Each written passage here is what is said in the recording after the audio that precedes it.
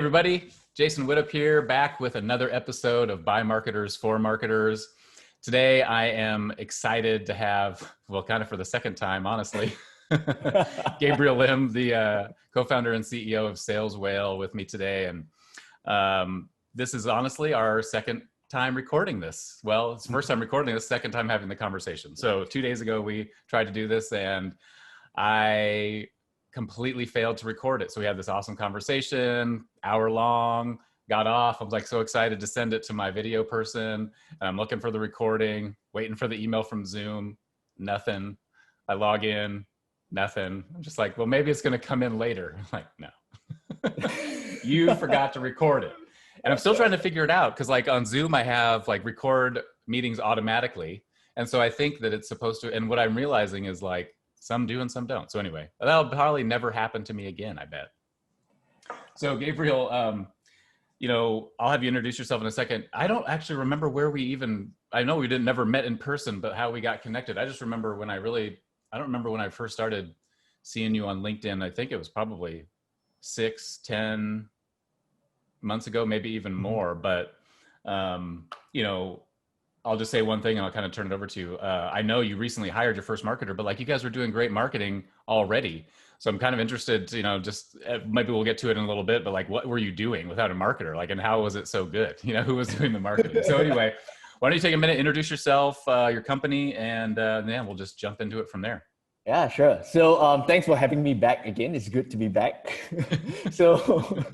I'm Gabriel. I'm co-founder and CEO of Sales Whale. So, I'm a software engineer by background, right? Started this marketing software company with two other technical co-founders, which is something I would not recommend. So we started Sales Whale roughly 4 years ago, been through the Y Combinator program, was part of the Summer 16 batch. Literally the product was incubated, out of Y Combinator. And then, I think over the last 3 to 4 years, we raised like $10 million, right? Grew Sales Whale to X million dollars in revenue, working with 300, different awesome customers around the world. And yeah, so, basically Sales Whale is an AI sales assistant. We help companies convert their underserved leads, that sitting languishing in their database, into sales ready opportunities at scale via two-way email conversation. So that's kind of a quick abridged version of my background and what Sales Whale does.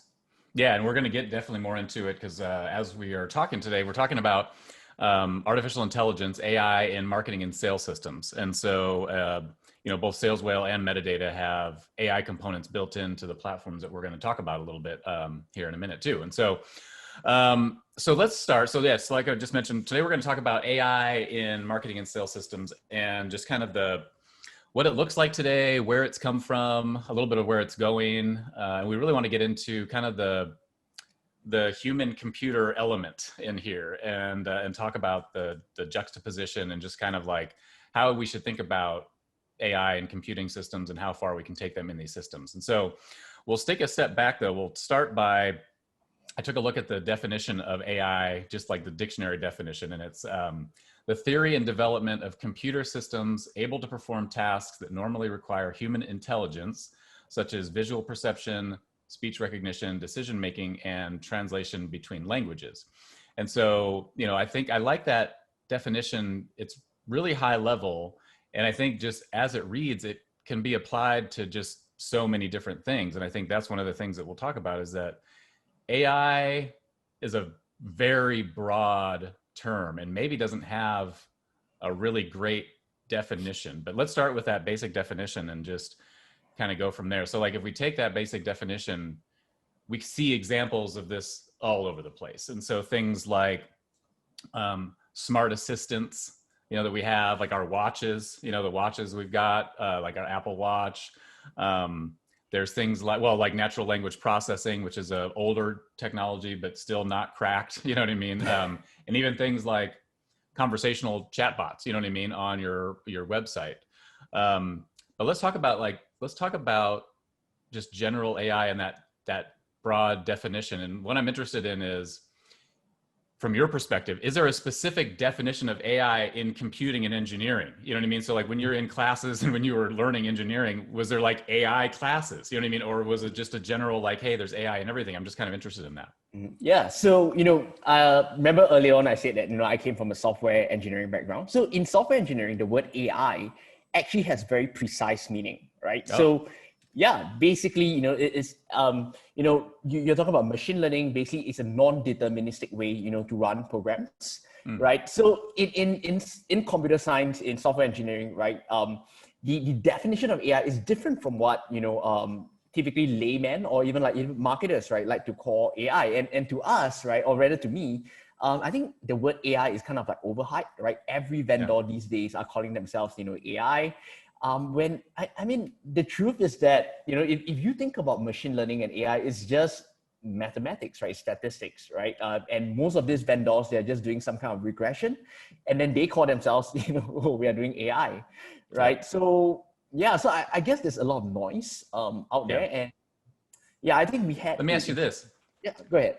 The ones that are just doing machine learning and saying AI, are they wrong? Or are they just basically taking the most basic, you know what I mean, definition of AI and then again, kind of using that? I don't think they're necessarily wrong. I think so. Basically, perception is reality, right? So it's maybe an Yeah. easier way for people to wrap their head, around, what they're doing. But I mean, the truth is that a lot of software, that 20 years ago, right, that we take for granted now would have seemed like magic or AI 20 years ago, right? So like Totally. Yeah. Google, when you type in a search and you see, right? So that's AI, that's powered by natural language processing, but today, we don't even think about that as AI. Yeah. It's just software. Yeah. Yeah. I can imagine like the Google search example is a great example because right, we're indoctrinated into this, like, oh, I can search almost in any way. But what we don't understand is like even 20 years ago, probably maybe 25 years ago, when Google first started coming out, like it was really like going for exact matches. You know what I mean? It's like looking for Yeah. like that exact match of that, phrase that you just put in anything. And I remember when I first started using Google, I was actually in a production kind of an IT role, and all of my engineers that were reporting to me used it to search for code issues, right? Because it was like, well, it just spit out this long string of an error. You know what I mean? I'm going to search for that in Google and I'd get that exact. And then what do I do with that? And so, but it's interesting now we can type things like, grocery stores near me, you know what I mean? Or just like, we can type like a question, you know what I mean? What is blah, blah, blah, blah, blah in this? And it'll turn that into, and it'll just search semantically, I guess. I don't know if that's the right word, but through everything and try and make sense of like, well, what are you really trying to, but none of us think about that. It's just a quick transient, just search, but there's so much AI going on behind that search. And I think that's probably the case in a lot of other areas, like cars, for example, like Teslas, obviously, Yeah. if your first one you go to, they're literally driving themselves around. I mean, not fully yet, but like close, they're stopping at stoplights. They're like recognizing things. That, I guess maybe that to me is like one of the most advanced uses that we as general consumers get to experience. You know what I mean? With like, I remember the first time I was in a Tesla, it was driving me around. I was like, the feeling, I was just like, what is going on here? I felt like I was living in a different universe, and it was pretty amazing. And like you said, like kind of like magic, Yeah. I think what's also interesting in there is that what gets classified as AI also changes and evolves. And so, and we talked about this the other day when we were talking, like the OCR example, like optical character recognition.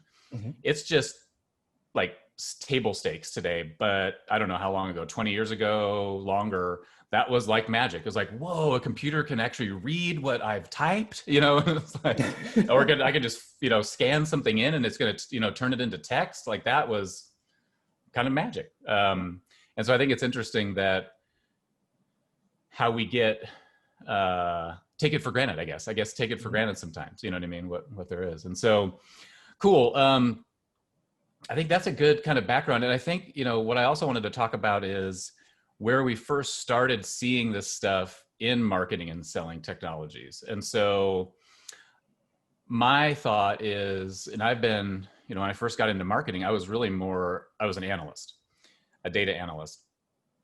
And we had all this data coming in from websites mainly back then. This was early 2000s. and it was like, okay, great. We've got website data. How many people visited, unique visitors. It was really basic, what pages they saw. And we started to see like, oh, we've got enough volume of this data now. We can start to see patterns. And then as analysts, we started making the recommendations like, okay, hey, this is what I'm seeing. This is what I'm seeing over time. Let's try this. And I feel like that's kind of where it started almost in marketing and selling systems. It's the And canonical use but case for AI. This is what, machines are really, really good at doing, right? Passing huge amounts of data and finding patterns that humans, it's impossible for humans to find. This is like the canonical example, right? Of what AI is really, really excels in. Yeah. And so then we started, then we started saying, well, wow, this data is good enough. Because at first it needed some human interpretation because it was like some dirty data. And if you probably remember, maybe you don't, I'm way older than you. But, we'd have like an anomaly in the data, right? We'll have a tag fall off or, something goes wrong with the website tag. And all of a sudden there's this anomaly in data, a huge spike or a dip, and you couldn't tease that out of it. And so it still required kind of humans because there was this dirtiness still in it. And they had to like the humans, their like reasonableness filter, had to be put in place. But now I think as the data just started getting cleaner and better, more consistent and more accurate, then we could say, oh, wow, we can just now write computer systems that will take action on that data. And then as APIs started to get more prevalent between systems, then they could actually take action. So let's talk about our systems. And where AI is built into, the two platforms that we are a part of. Why don't you start? So talk a little bit more about Sales Whale and kind of where you guys use AI in that platform. Yeah, absolutely. So for us, basically we use AI in just three main parts of Sales Whale, right? Which is kind of correlated to the whole customer journey.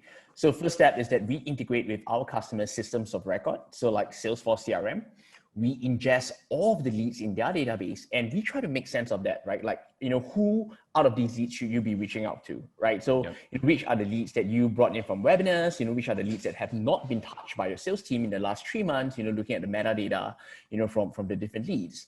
And then the second step is to actually create the messaging and the campaigns, right? So for different personas, different verticals, different, lead sources, you want to engage them with different messaging, different call to actions, different collateral, right? And, you want to set up some experiments, ahead of time. And then we run the campaigns, right? And the last step, right, is to close the loop, right? With all this data that we're getting back, which leads are opening the emails, replying the emails, which we're able to understand the intent of, how can we then, make recommendations on how can you tune these campaigns to be more effective, right? Changing up the messaging, the social proof, the call to action, segmenting, resegmenting your leads. So that's essentially what we do. And like what I like to joke internally is just mathematics, but we just put this whole glossiness over it and, we call that AI. So when your platform it's ingesting stuff and it's trying to make sense of it, is it replying back too, or does it basically give the SDR, the salesperson, so it's replying back? How varied can that reply be? You know what I mean? So is it picking from a set of, or is it piecing together maybe a set of responses? Mm-hmm. So actually the truth is much more mundane than you may think. So, because when you send someone an email, right, you control the conversation. So there's only a few different paths the conversation can go down, right? Like let's say, for example, if I reach out to a lead and say, hey, we recently produced this piece of content or ebook that I think is relevant to your vertical. Would you be interested to receive a copy? There are only a few parts the conversation can go down, right? So basically it's like intent, yes, no, I'm not interested. Or, if they reply some other weird stuff, we push it to human review, right? And as we continue the conversation, basically if there are any kind of like someone say, yes, I'm interested, but can you tell me more about your pricing? So that becomes like a sub rule. So basically the main intent is like, I'm interested, so you reply accordingly, but you add one more snippet inside, like, yeah, by the way, our pricing is, and you attach an attachment and you continue the conversation. Nice. That's great. Yeah, that's awesome. I mean, and I think, and I'll talk a little bit about, where our AI is, and then I think we'll see there's some pretty common like uses. So in metadata, we kind of same thing. We integrate, so we can understand what's been going on with your platforms, primarily who you're selling best to, which companies you're selling best to fast, high ACV deals. comes up with a model, creates an audience from that, and that's a little bit of AI in there, how it builds the audience. But really, the main AI comes in when it starts to run campaign experiments. So our users can give it like a bunch of headlines and a bunch of different creative and some offers, and then it's going to go in and it'll turn that into permutations of ads and across both LinkedIn and Facebook, for example. And so that's kind of the first place where AI is that it's taking that workflow of like how long it takes to build just a campaign in either Facebook or LinkedIn and just streamlines the heck out of it, and also just kind of scales it. But then it comes into the optimization piece. So it's like it's launching all these campaigns, but then, okay, they're all launched, but then what's going on with them? A human can't watch all of these hundreds of campaigns that maybe just launched. So it's constantly looking at them, monitoring them. It's got a rule set, so that kind of goes into the, the rules-based part of it. So it doesn't, go crazy with anything, but starts looking at, okay, which ones are having the best cost per lead, which ones are having the cost per opportunities, which ones are driving deals over time. And then it starts to like move money around, across your different bids. And so I think the common piece in both of these is that these AI assistants aren't created to take new jobs. You know what I mean? So we're not creating new jobs for the AI assistant. And that's a good word, I think, for it, assistant, which I think is an important word. But we're basically making it so that the human can do their job much better. And so what do you think about that? And is that kind of your guys' approach when you're going to sell it? Is it like, how do you, and this kind of gets into part of the meat of the conversation, like, how do we talk about these things in a way so that the people that we're both selling to understand that this is actually going to make your job better, not put your job at risk? Yeah. To be honest, it's a tough conversation, right? Because, can you imagine like you're selling to someone a piece of software and there's this latent fear that, oh my God, I'm purchasing the software that may one day take over my job, right? Yeah, so I think, exactly. Yeah. So at least in the case of SalesWhale, I think every time when we present the platform to, a BDR team, right? There's always this fear, is SalesWhale here to take my job? And it's always a tricky conversation. But like you said, right, the word assistant, right, is really important, right?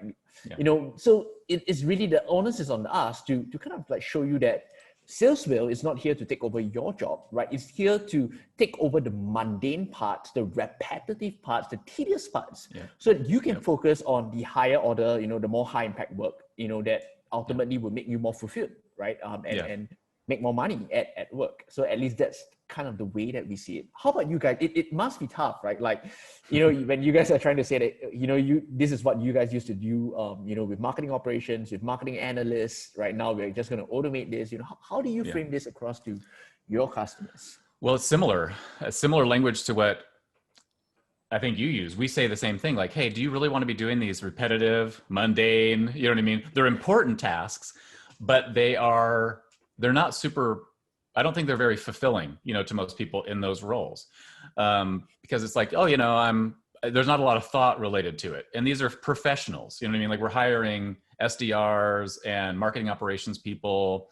These all people, they've been through college, you know what I mean? They're in a professional career. And so our thought is, these are the things they don't want to do.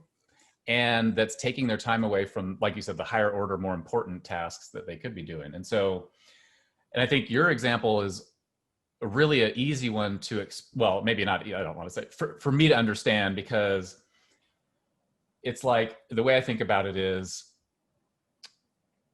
I want to communicate as much as I can, as personally as I can, with as many people as possible.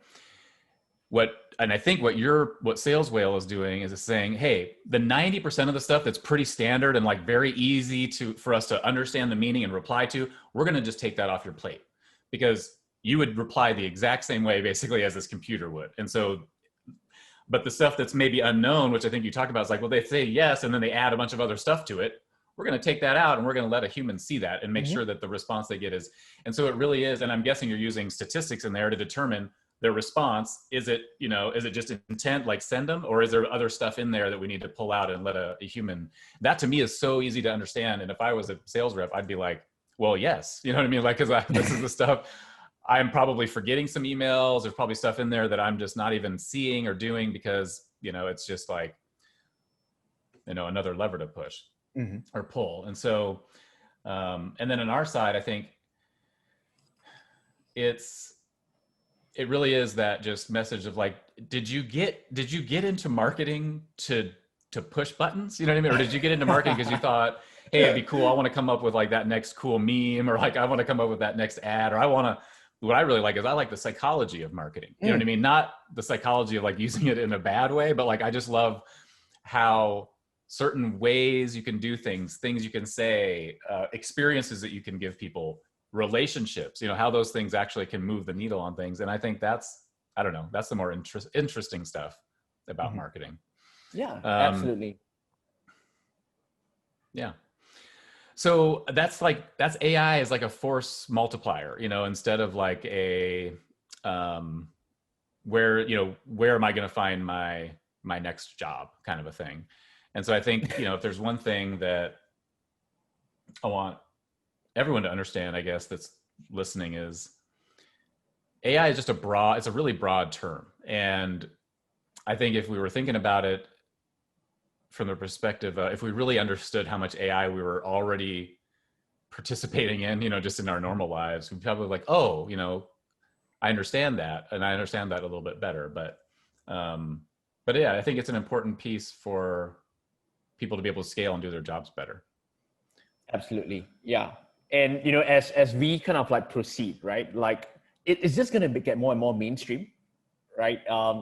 Like you said, right? 5 years, 10 years down the road, whatever that both me and you are doing, it will not even be called AI anymore. It's just software.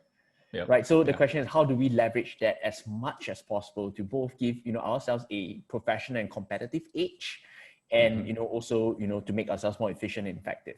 Right. Yeah.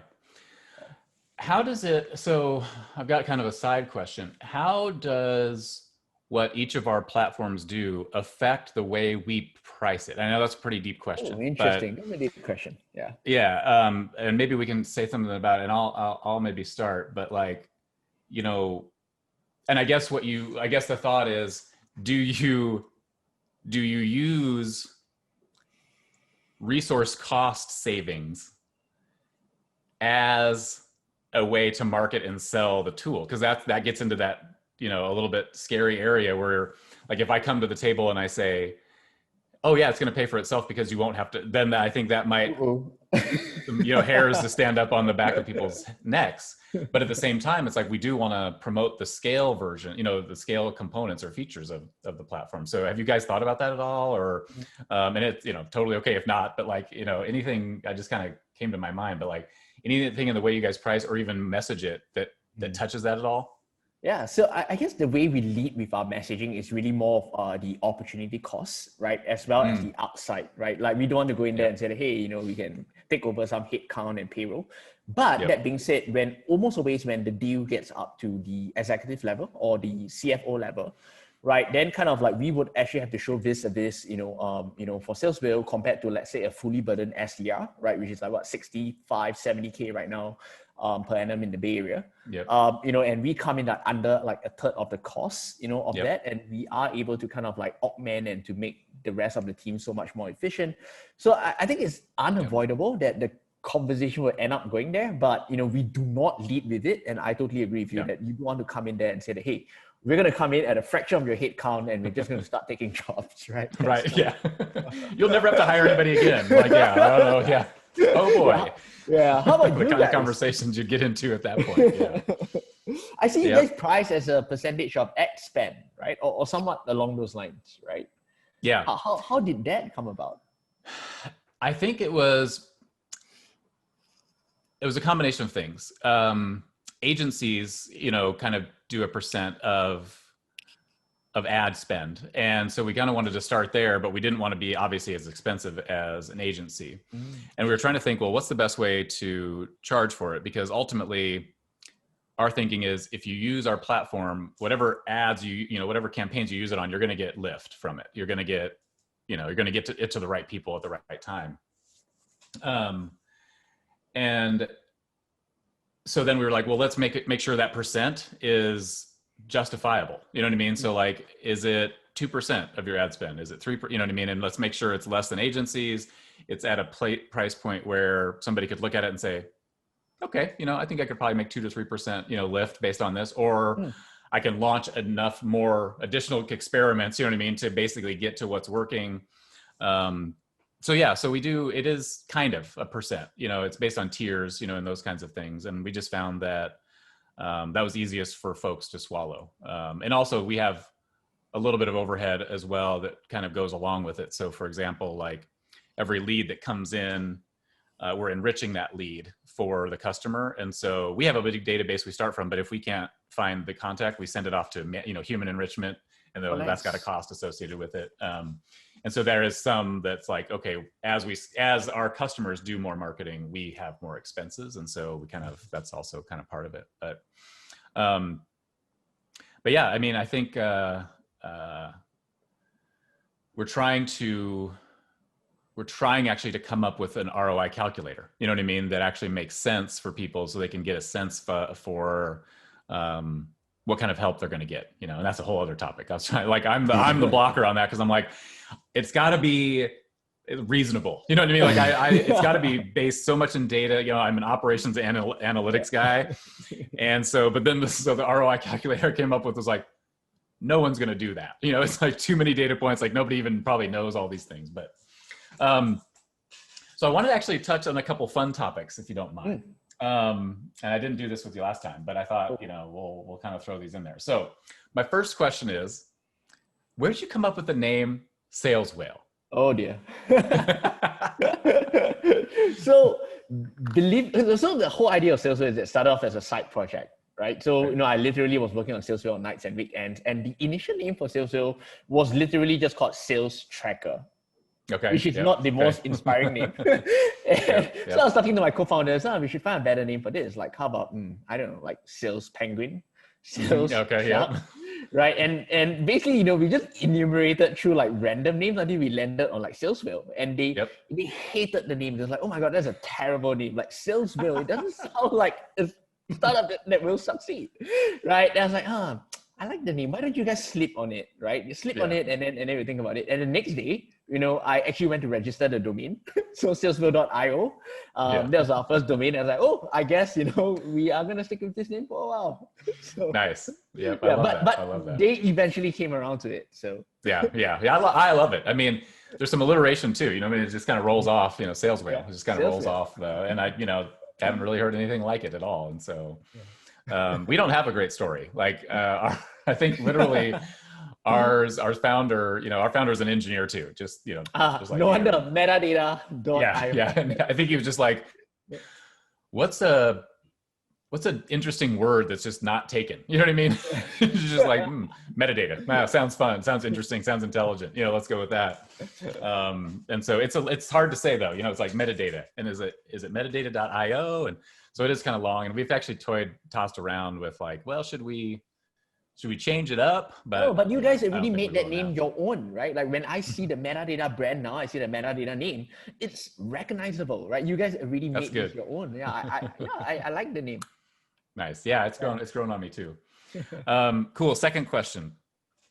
So we've been kind of locked up, right? Pandemic, quarantine, et cetera. Do you have any plans for a big trip, kind of like a first big trip after, you know, when it's a little bit more safe to go recreational traveling? Honestly, I would love to come back to the US. I know that's so hyper contrarian right now. Like everyone's right. Yeah. So before the lockdowns, you know, I was spending most of my time in the US, you know, shuttling between SF and DC. But I flew back to Singapore, you know, in April just to be closer to family, you know, just to write this out. And yeah, it would be nice to be back in the States. Yeah. How are things actually, real quick there? Like, I've been to Singapore once, like I mentioned to you, and man, it was like, it was just a clean city. It was super high tech. What do you like? What's the street life there? You know what I mean? Like, are there people out and about, or masks everywhere required? Like, I'm just kind of curious. What's the rubric? Yeah. So I think right now we are almost like I mean, life is almost back to normal already. Like the nice. government, is about to announce this thing called phase 3, which is like people, they can kind of resume live, large gatherings can start to happen again. Oh. But people are still wearing masks, right? So everywhere you Yeah. go, people are still wearing masks. When you enter large buildings, or shopping malls, you still have to kind of scan to do contact tracing. Oh, But yeah. by Okay. and large, Yep. life is already back to normal. So Nice. yeah, I know, you're probably like, you guys are probably envious right now, but yeah, helps to have a Yep. small country, Yep. I guess. Yeah.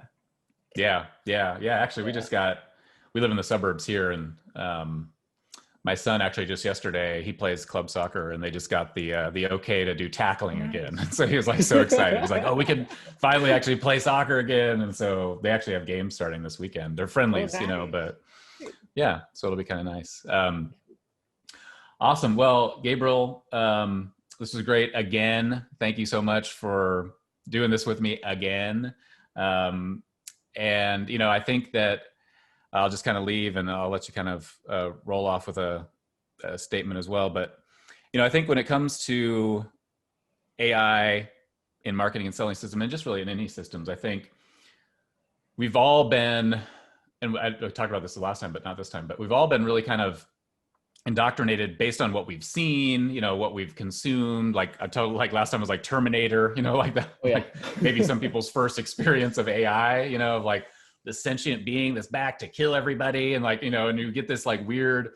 And I know even like South Park has done an episode on like AI, and like it's in pop culture a lot. And I think a lot of us get this, whatever we're seeing and whatever is being called, we get this like assumptions of like what we know about it. But I think as we were talking today and our conversation was kind of leading, AI is really everywhere, and it's so broad of a definition, and it's definitely not something to be nervous about. It's not something that you don't know. I guess that's the main thing. It's like, you know what AI is, you do, but we've complicated it. We've put a bunch of noise in place. We have, because it's such a broad term, people talking about it in lots of different ways. And so, but generally it's math. It's a computer doing math. So that's what I'll leave with. But yeah, Gabriel, how about you? Any parting words? Absolutely. I guess the only thing I have to say is that, if we ever sell to your company, I promise you that we are not here to steal your jobs, right? This is kind of like for the audience, right? I promise you that I'm not here to steal your job, and SalesVille in our entire history has never taken a single job. Yep. That's exactly. And you're just making people's jobs better. You're helping them do more. You know what I mean? Who wouldn't want to do more in their job? You know what I mean? And use the time that they have to, to put their brain, you know what I mean, really into something. What's the irony? The irony is that if you go to our G2 Crowd reviews, you see actually reviews from some sales reps, and they love their AI assistants. These were people who were initially skeptical. They initially kind of pushed back, right, against the marketing manager. Hey, what are you doing? Like, you're trying to step on our toes. You're trying to steal our jobs, steal our leads. But if you read some of these reviews, right, these people, like, you couldn't rip their AI assistants out of their hands, right? Even if you want to now. Yeah. Yep. Exactly. Awesome. All right, Gabriel. Well, hey, it's 11:36 p.m. on a Friday night where you are. So, hey, thanks again. I really appreciate it. It was nice talking to you again, honestly. And I hope we stay connected. I'm sure we will. So have a great weekend, Gabriel. And hey, everybody, thanks again for joining. See ya. Bye.